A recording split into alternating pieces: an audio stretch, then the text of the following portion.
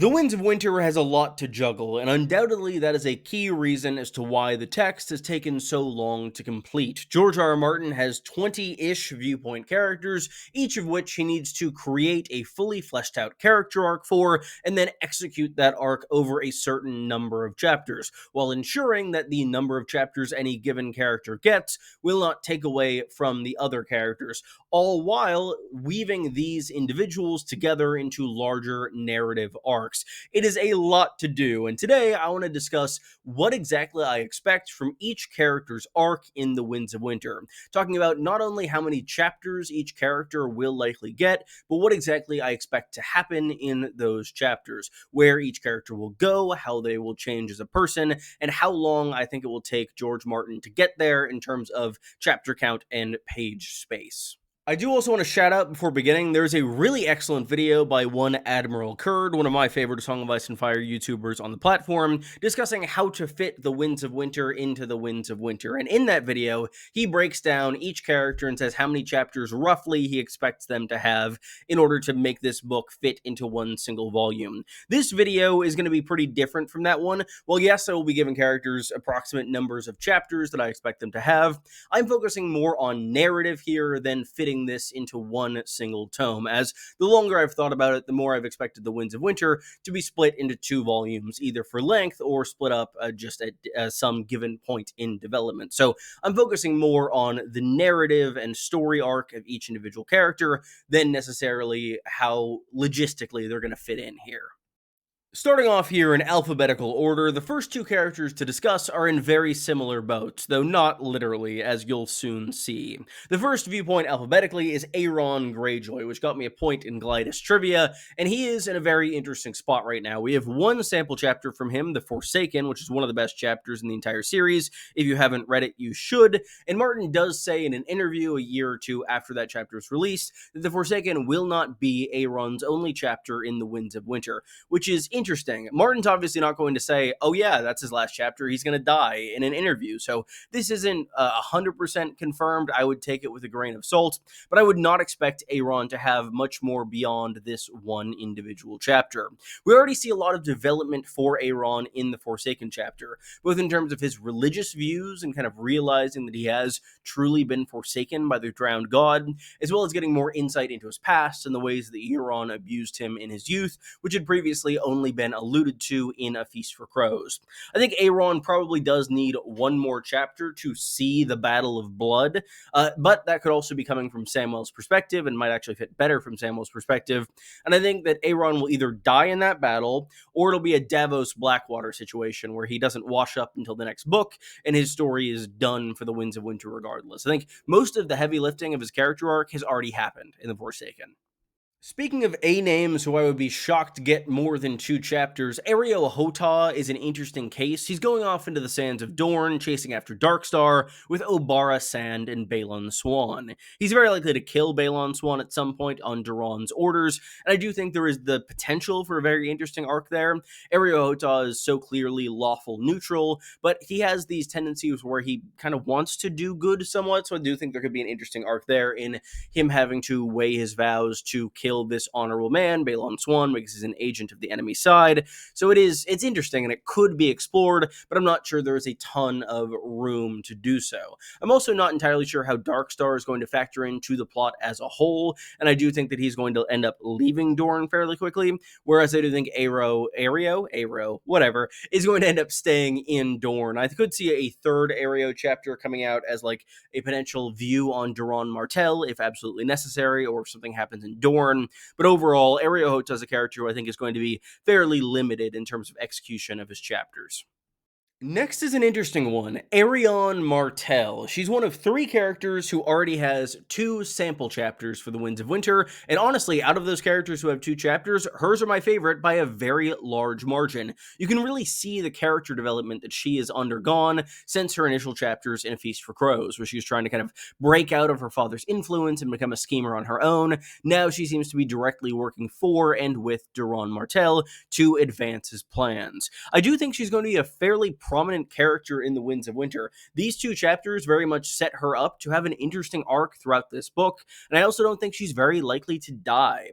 She's heading into a very politically interesting situation, going to meet Aegon. The last words we hear of her sample chapter is that she's going to go beard the dragon in his den. She might end up marrying Aegon, and I think she's going to be one of our main viewpoints on his political march forward, and then potentially being a viewpoint on King's Landing once they arrive there. The complicating factor is that she'll be splitting chapters with Jon Connington, who will also undoubtedly be covering the Aegon plot. So I think my prediction for Arianne Martell is around 5 or 6 chapters in the Winds of Winter. I would say 5 if her two samples get combined into a single chapter, which they could, and 6 if not.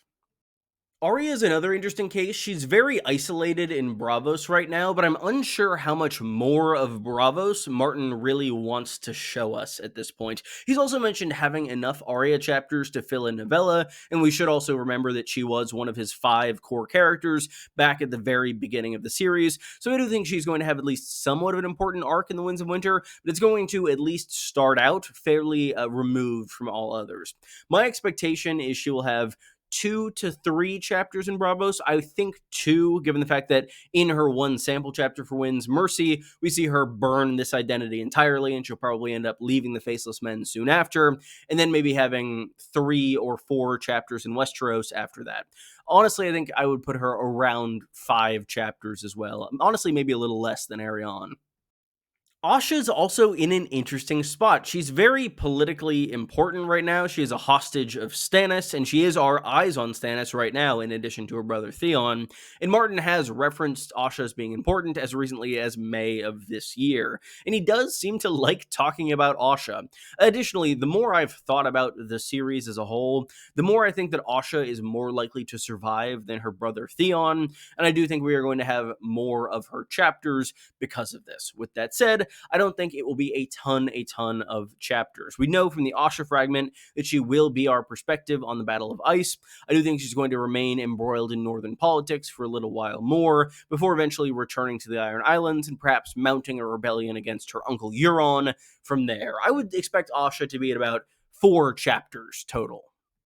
Hot take time. I think Barristan Selmy is getting 2 chapters. That might be surprising given the fact that we have 2 Barristan chapters already. I think that what we already have is likely going to be combined into a single chapter, him giving this speech before the battle and then getting into the introduction to the battle itself. I then think he's going to end up dying in or just after that battle. Most notably, I think that he's probably going to get betrayed by the pit fighters who are his reinforcements, as he did just fight a very public duel against one of their own, and he's very much set up to die in this fairly pointless conflict in a foreign land, in a parallel to Criston Cole, as was the case with the chapter titles in A Dance with Dragons. I think Barristan is mega cooked, and I think 2 chapters is honestly a little generous.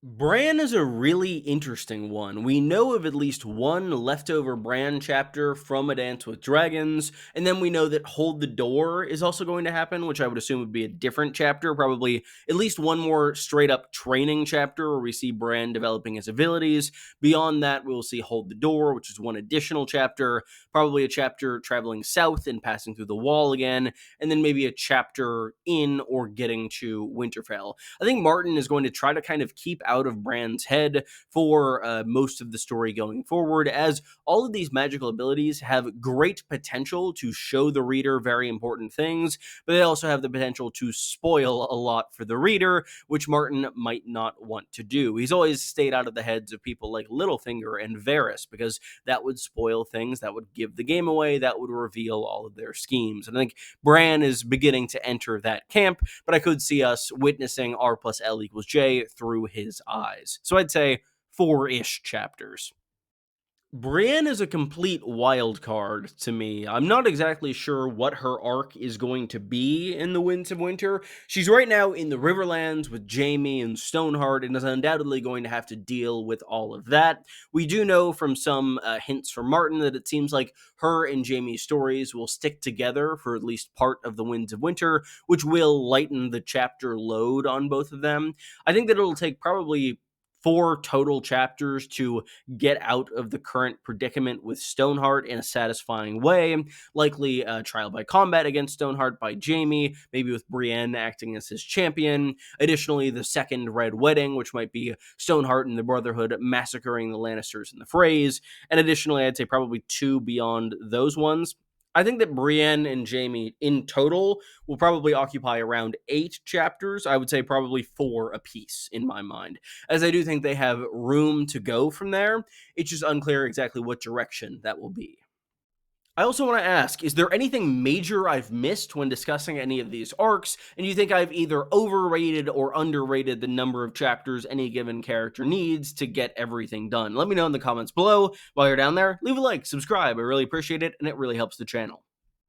Discussing Jaime's 2 love interests back to back, I have Cersei tied for the character needing the most chapters in The Winds of Winter. She has 10 in A Feast for Crows, 2 in A Dance with Dragons, and she is in a very interesting spot moving forward. She is essentially our only eyes on King's Landing until the march of Aegon's cause finally reaches there, and she's a lot to go through in that time. She has her trial by combat, she has Mace leaving the city to go fight these individuals, she has whatever other political machinations are going on with the small council, and whoever is going to be regent, as there will need to be a new one with the death of Kevin Lannister. It's a lot going on, and you get the sense that Martin does really enjoy writing Cersei. And additionally, even after Jon Connington and Arianne arrive in King's Landing, Cersei will still probably be a unique perspective. She'll either be a prisoner, again, probably not though, because she was so recently a prisoner for the High Sparrow, or more likely she'll be on the run, maybe fleeing back to Casterly Rock, which will be quite interesting to see. I do think we'll see a lot of Rhaenyra in Cersei's arc in The Winds of Winter. I've discussed that a bit more in depth in the past. I'm not going to go super in depth here because I don't want to spoil House of the Dragon, but I do think there will be a lot of Cersei in The Winds of Winter, as I think she's one of very few characters in a very uniquely isolated position where there really can't be any other eyes on her story. Daenerys is in a tricky spot right now. She starts out very isolated. She's with the Dothraki at the moment, which is where we left her at the end of Daenerys 10, A Dance with Dragons, and I expect she'll probably need 2 chapters to clear that situation up. But when she returns, it's a very interesting predicament, given that she's coming back to whoever survives the Battle of Fire. I tend to think there will be 2 viewpoint characters who survive that conflict, those being Tyrion and Victarion, and with Daenerys getting back to them, that would likely mean that her chapters are going to be split with theirs going forward. I don't think we're going to lose Daenerys as a viewpoint, so to speak. Martin has said that he has no comment on whether or not that will happen, which is strange to me. It makes it seem like that is maybe a possibility, and he has liked not being in the heads of rulers in the past, with Daenerys now being a claimant on the Iron Throne of Westeros. Perhaps there's going to be some removal there. But with that said, I think we'll probably get around 5 Daenerys chapters. She had 5 in A Clash of Kings, and I think that will be the case here as well. My prediction would be 2 in the Dothraki Sea, 1 returning to Meereen, and then 2 on her sort of reunion tour of Essos, which will also be picked up with Tyrion, which I will also discuss when we get to him. But I do think Daenerys' arc throughout this book is going to be an interesting one. We see her kind of come to this realization on the Dothraki Sea of her being able to embrace this fire and blood and not really have mercy for enemies who don't deserve it, and I think that's going to be the main theme of her arc passing through this land that has wronged her time and time again. I think she's going to very much cut a trail against those who have wronged her, ending with one character in particular, who I'll get to in the Tyrion section. Davos, I think, is only going to have a few chapters. I would guess 3. He's in a weird spot because we haven't heard from him in several months. Davos vanishes about a third of the way into A Dance with Dragons for no conceivable reason. It seems as though he has returned with Rickon, given that the Manderleys are beginning to act as though they're loyal to Stannis and not the Boltons, with the Frey pies and him not growing up to be a Frey and what have you. So I would guess that his mission was successful to get Rickon from Skagos, but we haven't seen him, likely because Martin doesn't want to spoil this surprise that will be a factor in the Battle of Ice. But Davos, as a viewpoint, his main purpose so far has been as our eyes on Stannis Baratheon. And we already have eyes on Stannis Baratheon. We have Asha, and we could have Melisandre in the future as well. So Davos's narrative role here has kind of been encroached at this point, and I don't think he'll have a ton to do going forward. I do tend to think Melisandre is going to stick with Jon Snow, so I do think that Davos is going to end up as our viewpoint on Stannis. He'll probably be the one to see the burning of Shireen, but I don't think he's going to have more than 2 or 3 chapters. I would guess 3. I have less to say on Jaime than I do Brienne, mostly because I think their arcs are so tied together. I would put him at around 3 or 4 chapters as well. I think maybe if one of them were to drop down, Brienne would, because I do think that Jaime does have more kind of narrative necessity to some of the points he's going to cover, most notably some of his relationship with Cersei and his other family members, as the Lannisters are a very important political force, and Jaime is in a very interesting position, being in the Riverlands, and at the moment not explicitly tied to the Lannister regime. He could end up switching sides to someone else or going north and aiding in the fight against the White Walkers. So he definitely has some more road to travel, but being linked to Brienne for at least part of the story, it does limit his overall chapter potential in terms of just sheer number, as opposed to Cersei. I'll have you all know that I am fully restraining myself here. I am being so good. I am being so kind. I think Jon Connington will probably get around 4 chapters in The Winds of Winter. I don't think that's an overestimate. I'm positive I'm going to get comments saying that is an overestimate, but let me explain exactly why that is. We already know that there was a partially written Jon Connington chapter intended as a complement to Arion to The Winds of Winter, which we have as a sample chapter. That is either the prelude to or the Battle of Steel itself. I tend to think the actual battle for the Battle of Steel is going to be on the march to King's Landing after they've already taken Storm's End, which would make it a separate chapter from this already half-written Jon Connington chapter that exists as it stands.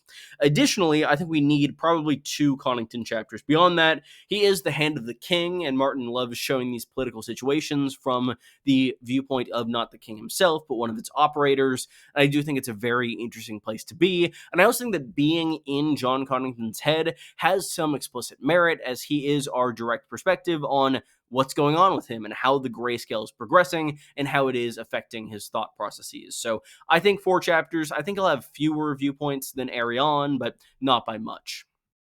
I don't think Jon Snow is going to have any chapters in The Winds of Winter. I've discussed this in videos in the past. I do not think that Jon Snow is going to return as a viewpoint. He is dead, he is going to be resurrected, and when we've seen characters die and be resurrected in the past, they do not return as viewpoints. Look at Catelyn Stark. And I do think it will be fascinating to have an outside perspective on Jon Snow, given the fact that his internal monologue is one of the most important in the entire series. He's someone who doesn't always express exactly what he's thinking, and being outside of his head could be fascinating for a reader, especially if he is going to maybe make a claim on the Throne of the North or the Throne of the Seven Kingdoms, as Martin doesn't like to have us in the heads of claimants. So I do think there's a strong chance that Jon has 0 chapters. I have a full video on this topic from, I think, a year or so ago, which I'd recommend you watch for my full thoughts and some evidence as to why I think this is the case. As sort of a necessary supplement to that, I think Melisandre is going to have around 5 chapters.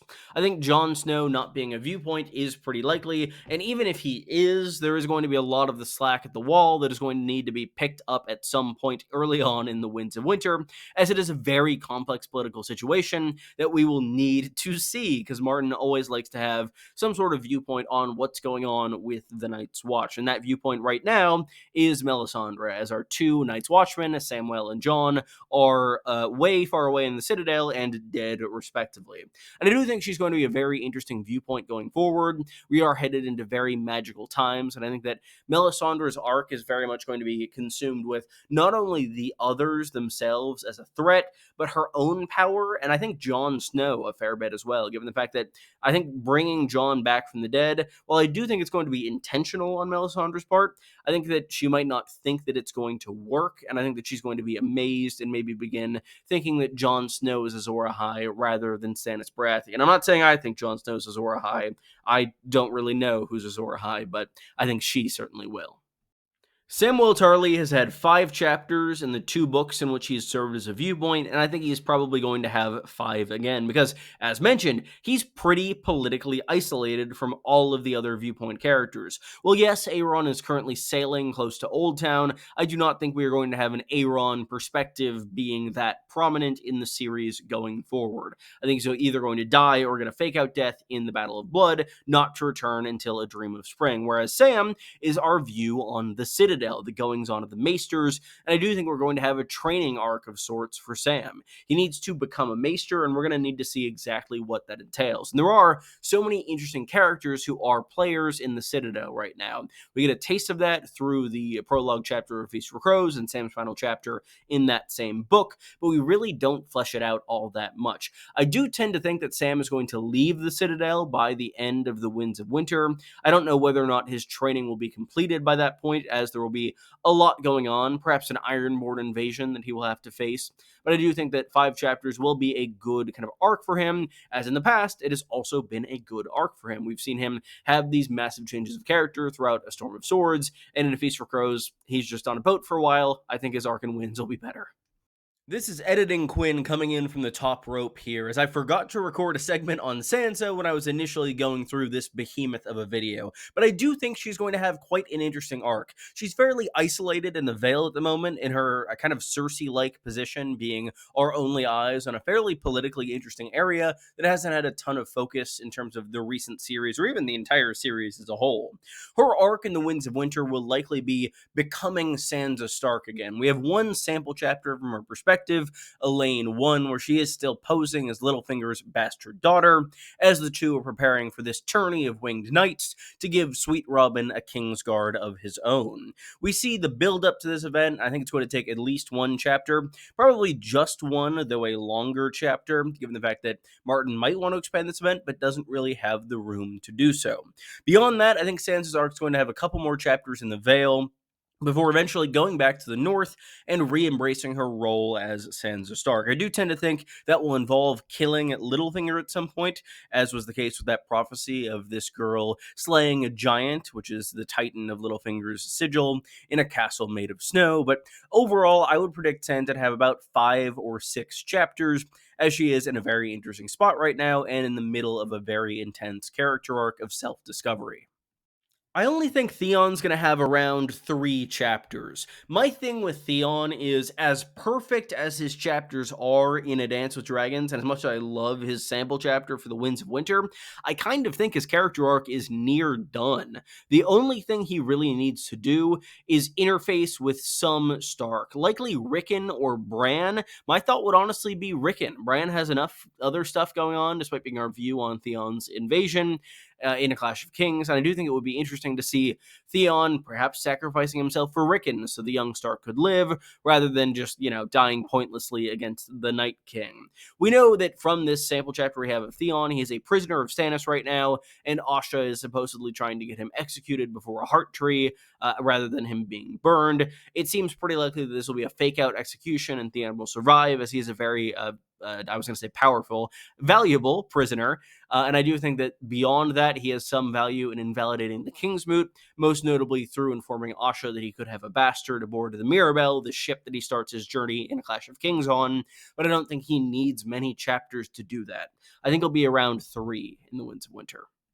Tyrion is both George R.R. Martin's favorite and also the only viewpoint confirmed to be done in the Winds of Winter. And he's in another interesting spot because in addition to being a teacher's pet, he's also overlapping with other viewpoints, notably Victarion, Barristan, Daenerys, all of these individuals around Meereen. We already know that he has 2 sample chapters that have been read. I hope to God they get combined because I do not care for those chapters. I think they're pretty redundant with his chapters at the end of Dance, but I digress. I think even beyond that, considering these 2 chapters, so at least 1 Battle of Fire chapter, I would say probably 2 Battle of Fire chapters. He'll probably have 1 more beyond what he already has, and hopefully they're combined. I'm going to assume that they are. I then think he's going to have a couple chapters kind of wrapping up rule in the city, getting things back into working order in order to make sure things are set up for Daenerys to return and things are kind of going to her plans and her will. I think that's how he's going to ingratiate himself to her. And I do think we're going to get some of Tyrion's perspective on their journey back to Westeros.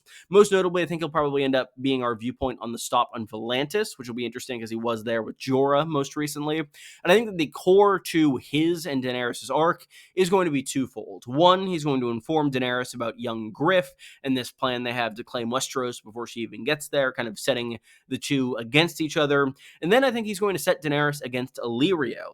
Illyrio is the individual who effectively sold Daenerys to the Dothraki at the very beginning of the first book, and I believe Daenerys will not be happy that Illyrio protected and shielded Aegon for so long and cared for him so much, despite the terrible treatment that she endured. I think that the final Tyrion chapter in The Winds of Winter is going to be this confrontation between the cheesemonger, the imp, and the dragon queen, in which Illyrio will eventually receive the death that Varys received in the television show. I then think that Daenerys' last chapter will be landing on Dragonstone, but I think that Tyrion's arc in Essos will begin with his first chapter in A Dance with Dragons with Illyrio and end with his last chapter in The Winds of Winter with Illyrio. I'd say around 6 chapters, or maybe 7. I'd say 7. That only leaves the stump that was promised, Victarion Greyjoy. I think he's going to get one additional chapter in the Battle of Fire. We already have his sample chapter where we see him preparing to sound this dragon horn that might kill him if he sounds it. And then we'll probably have a second chapter seeing the actual naval aspect of this battle itself. And I think beyond that, we'll probably only have about 1 or 2 more Victarion chapters. I would say probably 1 more Victarion chapter, unless the books are split kind of geographically and we end up having an Essos book and a Westeros book, as I've pitched in the past. I think he's more of kind of a background character. We don't super need Victarion's perspective on things unless he is isolated as he has been for A Dance with Dragons. I do think he'll just kind of be a fun extra person in Daenerys' retinue, as her previous Admiral Grolio was killed in A Dance with Dragons. I think that Victarion will probably survive the book, in my mind. I think that ultimately his role in Daenerys' invasion will be ferrying Tyrion to Casterly Rock so the two can claim it by sea and through the sewers. I now see why George Martin is having so much trouble with this book. There are so many characters, each of which has so many unique arcs going on within themselves, and then those arcs need to interact with the characters around them, who are sometimes also viewpoints, so you need to determine who's going to see what in what chapter, in what order, and how all of these stories fit together. It's insane, and frankly, I can't believe that the previous books in the series got together as well as they did.